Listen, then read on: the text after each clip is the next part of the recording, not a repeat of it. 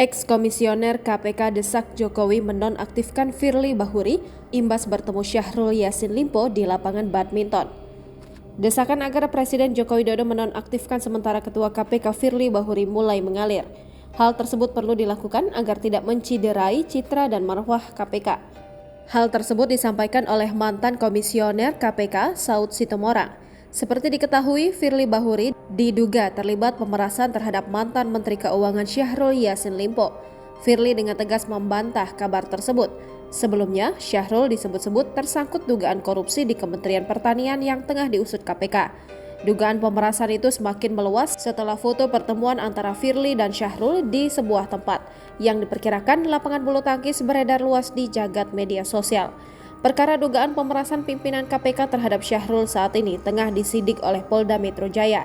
Saud menilai pimpinan KPK yang diduga terlibat dugaan pemerasan sebaiknya dinonaktifkan sementara supaya tidak menciderai citra KPK.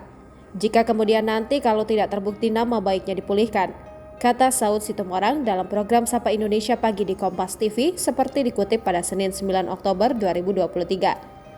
Saud menuturkan perlu menuntut waktu dari mulai adanya pengaduan, tahun pertemuan, hingga kasus dugaan korupsi di Kementan untuk membuktikan adanya mens rea. Jika terbukti, itu artinya pimpinan KPK yang diduga melakukan pemerasan terhadap Syahrul Yassin Limpo saat masih menjabat sebagai Menteri Pertanian harus menghadapi 2 kasus. Praktis pimpinan itu ada 2 case ya, case pemerasan dan case yang melanggar Undang-Undang KPK.